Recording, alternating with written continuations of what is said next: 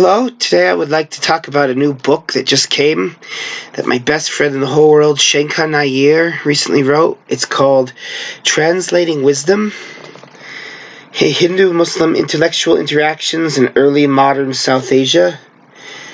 Shankar Nair is assistant professor in the Department of Religious Studies and Department of Middle Eastern and South Asian Languages and Cultures at the University of Virginia.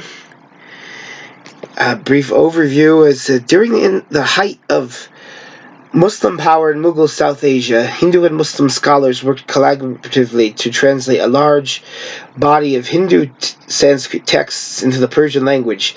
Translating Wisdom reconstructs the intellectual processes that underlie these translations, using as a case study the 1597 Persian rendition of the Yoga Vasishta, an influential and popular Sanskrit philosophical tale. Shankar Nair illustrates how these early modern scholars draw upon their respective traditions to forge a common vocabulary through which to understand one another.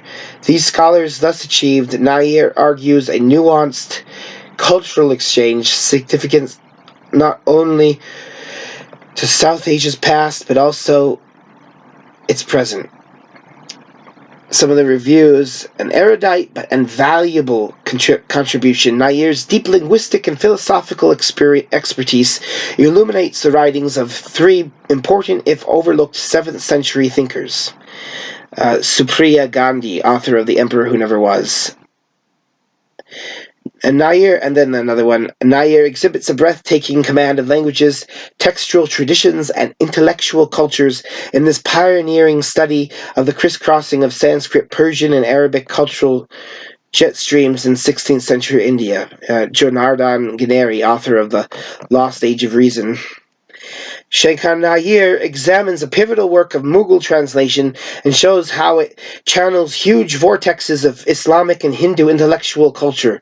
A masterpiece. John Stratton Hawley, author of A Storm of Songs.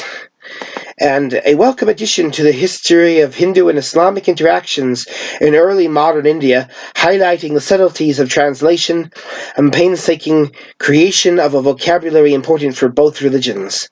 Francis X. Clooney Parkman, Professor of Divinity, Harvard University.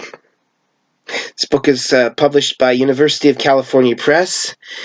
Get your copy at Amazon or whatever bookseller is selling it. I will read the first chapter.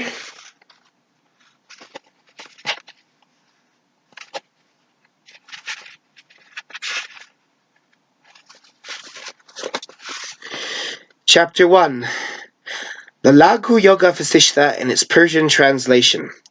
This chapter will introduce the context and content of the Sanskrit treatise that forms the backbone of this study, the Laghu Yoga Vasishta, alongside its early Persian translation, the Yoga Vasishta. The original Sanskrit treatise comprises a series of philosophical narratives that cumulatively articulate a brand of esoteric knowledge meant to liberate an aspirant from the phenomenal world, while nevertheless encouraging that aspirant to eschew the option of aesthetic renunciation samyasa in favor of continued duty-bound existence within the context of society, householder, and family life. Over the course of the early modern period, the Laghu Yoga Vasishta has become increasingly popular through South Asia, across a surprising array of Hindu sectarian and linguistic boundaries, and the Mughal court, too, can be counted among the treaty's captivated audiences. Among the multiple translations of the Laghu Yoga Vasishta patronized by the Mughal court, the Persian Yoga Vasishta was earliest to be commissioned by the soon-to-be Emperor Jahangir, 1605-27, and completed by the translation team of Jagannatha Mishra Banarasi, Pathar Mishra Jajipuri, and Nizam el-Din Panipati in the year 1597. This chapter will first briefly sketch the history and origins of the Laghu Yoga Vasishta, as well as the text's basic narrative and philosophical content, so as to set up a line of metaphysical inquiry that will thread throughout this study. I will then contextualize and outline some of the Laghu's foundational metaphysical terms, concepts, and teachings. My overarching objective is to attempt to retrace the intellectual processes by which the translation team of the Jagannatha Mishra, Pathan Mishra, and Panipati creatively translated these very same metaphysical notions into Islamic Arabo-Persian philosophical lexicon. Accordingly, this chapter then turns to a brief overview of the Mughal court translation enterprise and an introduction to our three intrepid translators. As will be seen, however, precious little can be recovered regarding the biographies of the translation team members, thus prompting the broader mythology for the study of the Yoga Vasishta that characterize this book, as outlined in the introduction. Finally, this chapter concludes with a somewhat more immediate taste of the treatise via a sample narrative from the Sanskrit Laghu Yoga Vasishta, translated alongside its Persian rendition in the Yoga Vasishta. Introducing the Sanskrit treatise, the Sanskrit Laghu Yoga Vasishta, however, hereafter Laghu, was composed by the Kashmiri Pandit Gaudha Abhinanda of the probable Bengali ancestry based upon his name, likely in the 10th century, though possibly as late as the mid-13th. There has long been considerable disagreement over the dating of the Laghu, stemming not only from the pervasive difficulty of establishing absolute dates for Sanskrit materials, but even from an inability to identify which historical Abhinanda the author might in fact be. The Abhinanda who authored the Ramacharita seems to be generally favored option, although another Abhinanda, son of the famous poet Nyaya philosopher Janyantabhata, stands as another possibility, while an otherwise unknown third Abhinanda who cannot be ruled out. It is further worthy of note that the Laghu Yoga Vasishta itself represents only one node of an especially complicated textual history. The Laghu's origins lie in the 10th century Kashmiri treatise known as the Mokshapaya. This core of the Mokshapaya text was then modified in succeeding centuries, with additional textual layers and frame stories affixed to it, gradually altering the treatise's contents in significant ways, most characteristically demonstrating it with a Brahminical or Vedantic framework, with exercising several Buddhist features. Although diverse versions, redactions, and recensions abound, rendering any brief statement on the topic decidedly incomplete, it can generally be said that the roughly 30,000 verse Mokshapaya was first abridged and reworked in the form of the Laghu short. Yoga Vasishta, approximately 5,000 to 6,000 verses in length, a third distinguishable treatise subsequently appeared, commonly known as the Yoga Vasishta, roughly comparable in length to the Mokshapaya, but in fact a redaction presupposing both the Mokshapaya and the Laghu, and synthesizing verses, sections, and fragments from the two texts. This Laghu Yoga Vasishta, consisting of 6 books, the Prakaranas, and written in an accessible narrative style resembling the Sanskrit epics or Puranas, tells the tale of the young Prince Rama, identified with the famous Hindu hero of the Ramayana. Rama, affected with the Vairagya dispassion towards the affairs and things of the world, has lost all taste for kingship and royal duties, such to the dismay of his father Dasharatha. Eventually, Rama is led to exchange in a lengthy spiritual dialogue with the renowned sage Vasishta in an attempt to address the former's mounting despair. After leading Rama by means of numerous parables and didactic discussions through successive levels of instruction in the eschewing the ego, ahamkara, in pursuit of supreme knowledge, jnana, Vasishta eventually guides Rama to a state of liberation, moksha. However, Vasishta further convinces Rama that rather than withdrawing from the world in the manner of renunciate ascetic, Rama should instead return to his worldly royal duties, but remain all the while detached and rooted within this supreme knowledge that grants ultimate liberation from the phenomenal world, even while one still continues to live one's life within the world, a condition known as Jivan Mukti, liberation while living. Within each of Laghu's 6 books, Vasishta offers Rama a series of scaffolded teachings, delivered via direct instruction, with each teaching immediately followed by a short tale or allegory that illustrates the teaching narratively. These narratives are popularized by a wide cast of characters drawn from the copious storehouses of Sanskrit myth, literature, folk tale, and scripture. The Laghu Yoga Vasishta is a far-ranging and multifaceted text in which this study can hardly begin to do justice. Within this treatise, Abhinanda engages a broad array of philosophical fertile topics ranging from the diaphanous relationship between dream and reality, the nature of time and space, and questions of fate, chance, and free will, to varied and potent reflections upon ethics, virtue, desire, self-discipline, and the very reality of consciousness itself. The treatise's literary and aesthetic features are equally fascinating. Vasishta's narratives work on both Rama and the reader in ways meant to provoke particular affective responses, realizations, and sudden shifts of consciousness and frames of reference. Constantly probing the evanescent line between imagination and reality, the treatise aims to show as much as to tell the profound, oft unrecognized extents to which the character of life and the world, its joys along with its sorrows, its pleasures and its tribulations, indeed, depends upon our own construal perceptions and mental construction of it. Much as in a dream and in waking life, too, we are both the typically unknowing creator as well as the participant ensnared within our own imagined worlds, confronted by the urgent and daunting tasks of waking up when we are likely not even aware that we are asleep. As Wendy Doniger has delightfully described the work, it is as if someone took the abstract concept, the universe is illusory, and made it somehow anthropomorphic, producing a kind of teaching device to make us understand what it feels like to realize that everything is an illusion. To my great regret, such potent, effective, even existential dimensions of the Laghu Yoga Vasishta, unfortunately but unavoidably, lie beyond the scope of this study, while on the philosophical front, the demands of space and practicality compel me to single out only a few manageable issues, as such, in taking the lead from a number of Persian materials relevant to the inquiry. This study proposes to focus primarily on the metaphysics of the Laghu Yoga Vasishta with a full awareness of all that it gets lost in, delineating the scope of the work thus.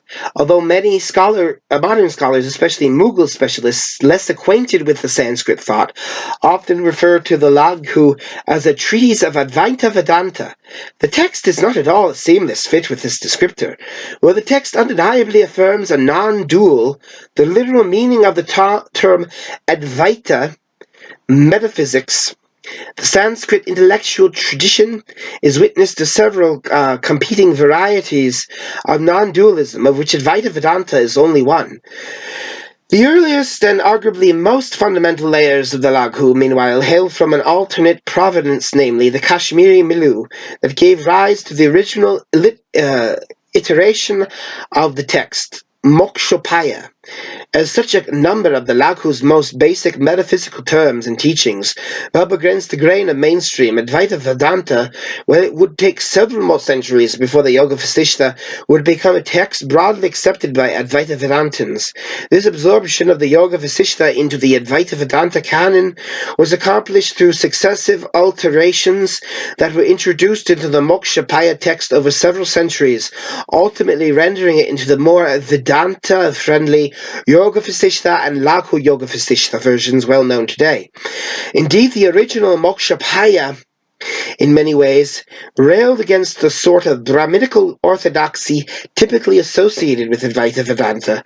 The early, more maverick iterations of the work affirming liberation as available to anyone, even children, and those without access to the Shastras, provided that one only engage in the proper practice of rational reflection, inquiry, vichara, depicted as a kind of yoga.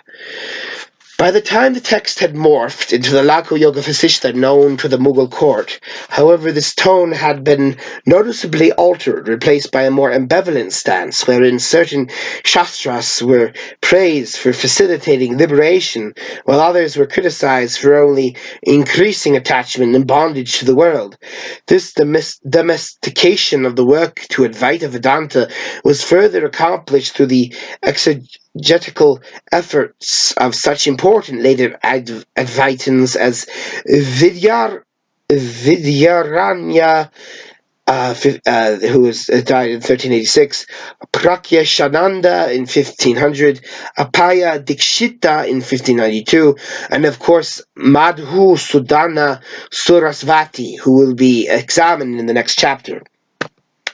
Indeed, by Madhu Sudana's time, it appears the text's authority was well established and seemingly uncontroversial in the wake of the Vidyaranya's efforts. For at least a significant enough body of Advaitins, the teachings of the Lakhu Yoga Vasishta were widely deemed to be fully consonant with the scholastic Advaita Vedanta tradition that traces its roots back to the founder figure of Shankaracharya, 8th and 9th century Christian era, such that Madhu Sudana did not need to justify resorting to it as an authoritative text. Despite this late eventual embrace of the Lakhu Yoga Vasishta on part of the Advaita Vedanta, the two traditions' respectful metaphysics present certain clear discrepancies, the harmonization of which is not at all obvious from the outset. Let us take, by way of illustration, one representative metaphysically oriented passage from the Sanskrit Laghu. When, just as the wind enacts the pulsating power of vibration, Spanta Shakti, the self, Atman, entirely on its own, suddenly enacts a power, Shakti, called desire, imagination, Samkalpa, then this self of the world making itself as if in the form of a discrete semblance, the abhasa that abounds in the drive toward desire, imagination, Samkalpa, becomes mind, manas. Sorry, sneeze. This world, which is just pure desire, imagination, Samkalpa, matra, enjoying the condition of being seen, drishya, is neither real, satyam, nor false, mithya, occurring like the snare of a dream. This passage contains a number of the Laghu Yoga Vasishta's most characteristic metaphysical terms and concepts, distinct from the Advaita Vedanta. The Laghu erects a metaphysics that is very much of its own, not reducible to any one tradition or extant philosophical school. It exhibits an evident philosophical kinship with the non-dualistic Shaiva traditions that originally emerged from the same Kashmiri milieu, including the Spanda, the Trika, and other schools, perhaps most famously associated with the figure of Abhinavagupta, 1016. It would be simply inaccurate, however, to call the Laghu a Kashmir Shaiva Trika text, despite the shared general Kashmiri non-dualist milieu, from which both the Laghu Mokshapaya and the Kashmiri Shaiva traditions hail, whereas Advaita Vedanta steadfastly endeavors to maintain a conception of the ultimate reality self, Brahman Atman, that is devoid of all change and activity. The non-dualist Kashmir Shaivas, in sharp contrast, wholeheartedly embrace a dynamic, active conception of the self, absolutely real. Abhinanda's metaphysics resonates with the latter, as in the passage above.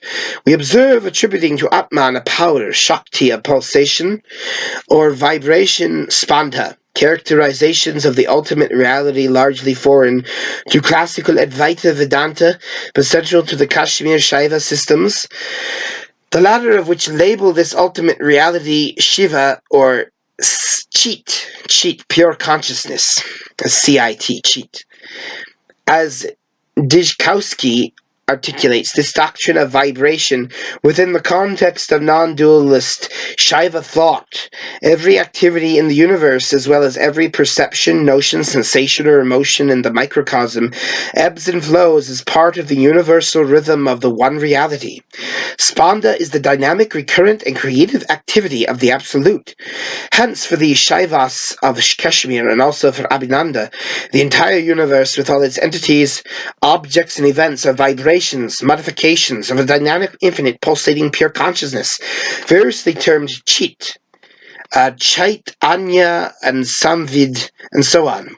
Alongside these features of an undeniably Kashmiri Shaiva provenance, another feature of the metaphysics articulated in this chapter, form a potential bridge with Advaita Vedanta.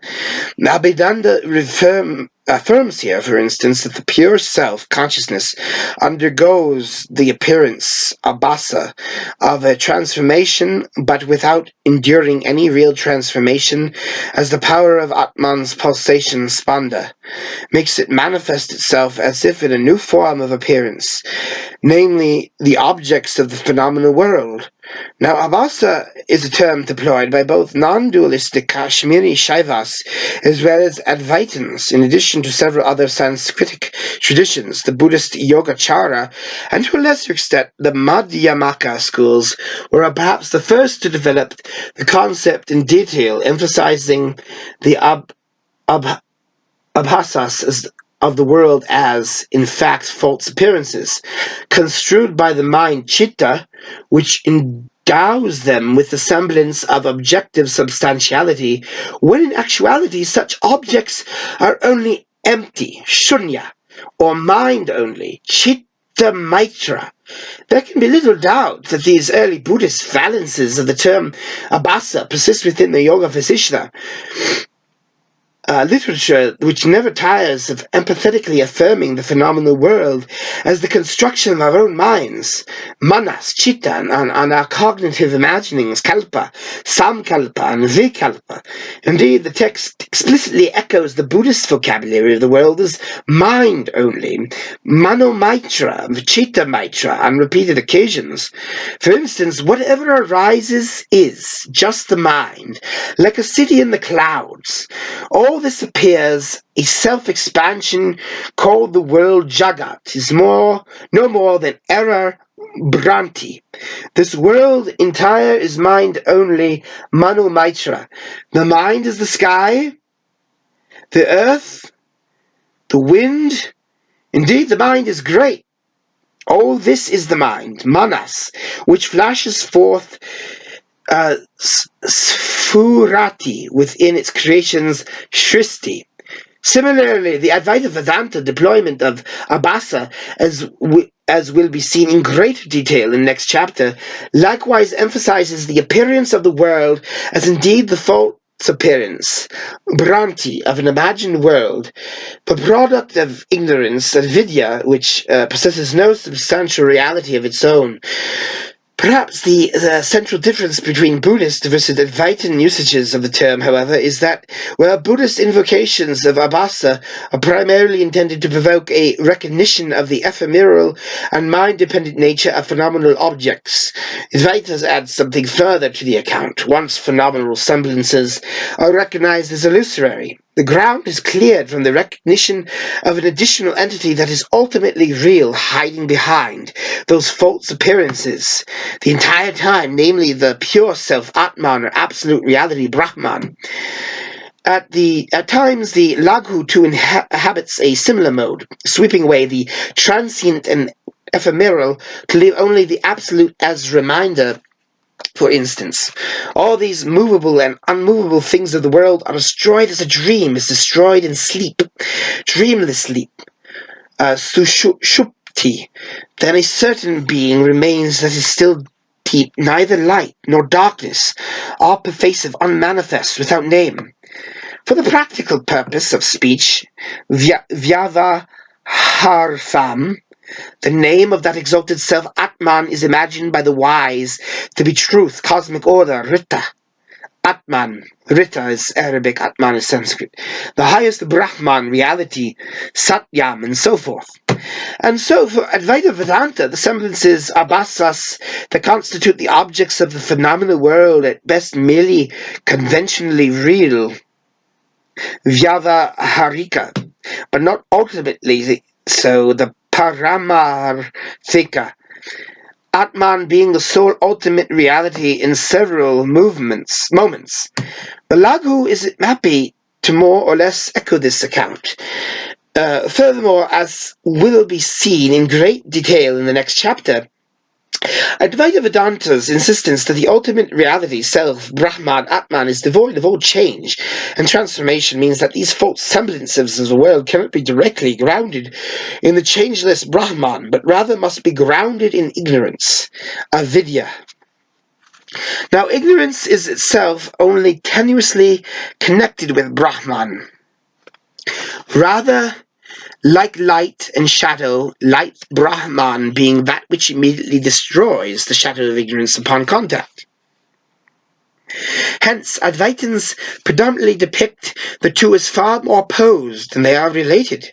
Abhasas, accordingly, do not really come from Brahman on this account, but instead instantations and products of Brahman's opposite ignorance.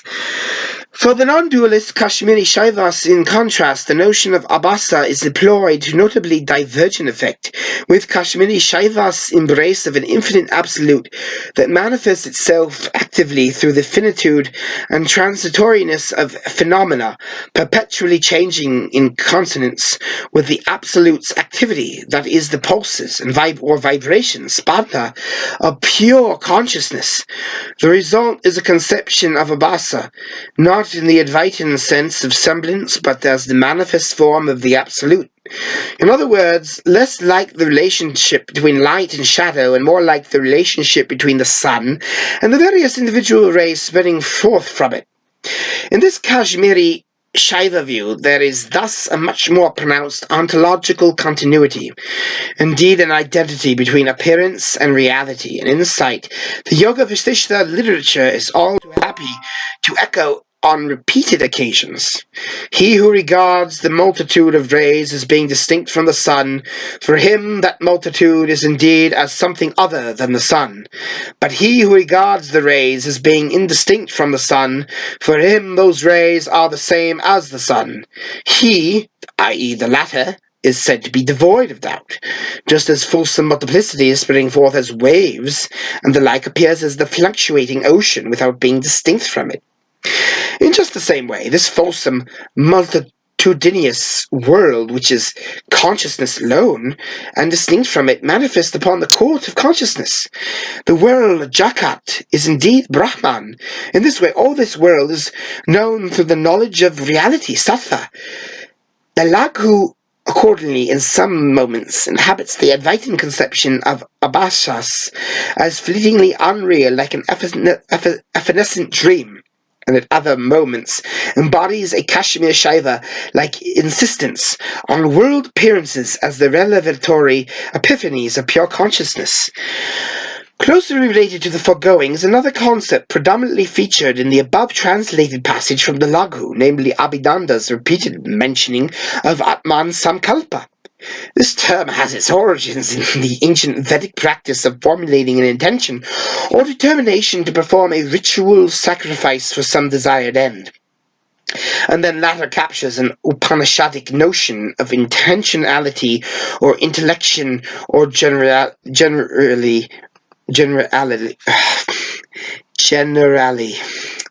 Samkalpa develops by the medieval period into the more generic meanings of a wish, desire, or intention on the one hand, or an instance of thought, mental construction, conceptualization, or imagination on the other. In fact, Samkalpa, along with other closely overlapping terms for mental construction, imagination, vikalpa, kalpana, etc., are among the most characteristic concepts strung through the Laghu Yoga Vasishta, which depicts a cosmos comprehensively pervaded by imaginations compounded upon imaginations, each of them with seeming capacity to generate entire worlds and vivid dream realities. Indeed, the very fabric of the appearances,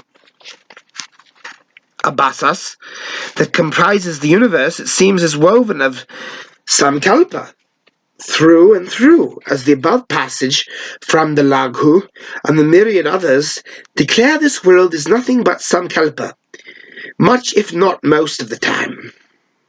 The Laghu develops this theme in a way that would be largely recognizable to the likes of Advaita Vedanta or Buddhist Madhyamaka or Yogacara, as the treatise works to dramatically illustrate the fundamental ways that our experience of the world is filtered through our own individual samkalpas, our mental constructs, conceptions, aspirations, inclinations, attachments, aversions, intentions, desires, imaginings, etc., indeed filtered to such an extent that the world as we know it, that is, as it is present to our phenomenal cognition, is quite literally our own imagination and creation.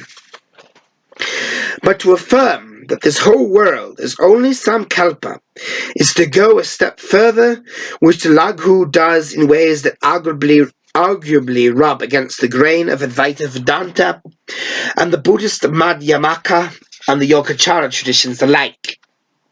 As in the above passage of several others, the Laghu resorts to the phrase Atman Samkalpa, suggesting a notion of a foundational ground of pure consciousness, Chit, Chaitana, Samvid, the pure self, whose own desires, volition, and imaginations provoke the world's appearance as samkalpa.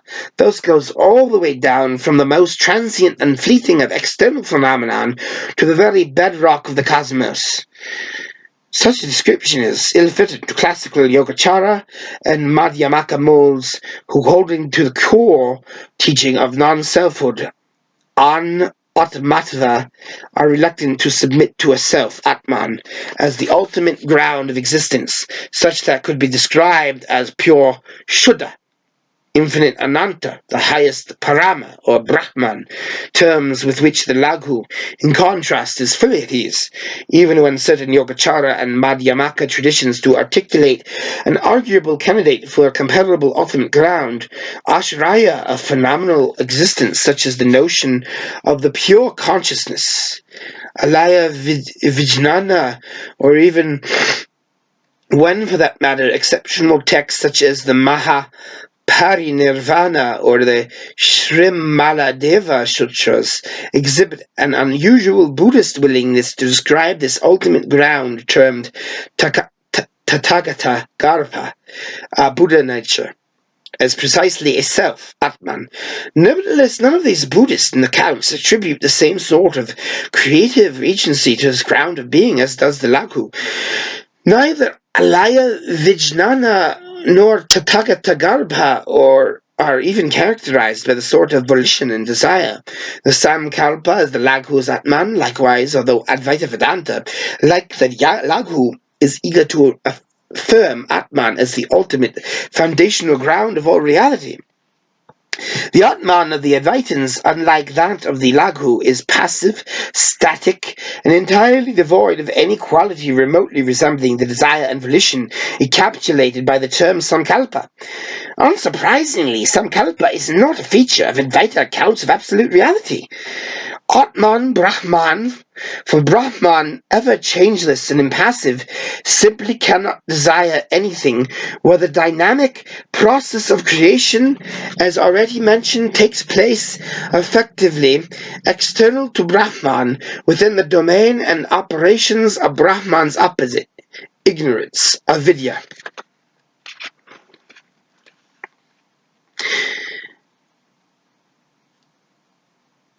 And I think I will stop there. The book is Translating Wisdom by Shankar Nair, Assistant Professor in the Department of Religious Studies and Department of Middle Eastern and South Asian Languages and Cultures at the University of Virginia. Shankar, I hope your book does well. I'll try and see if I can read some more at a later date, maybe. And I miss you, and I hope to see you guys soon. Bye!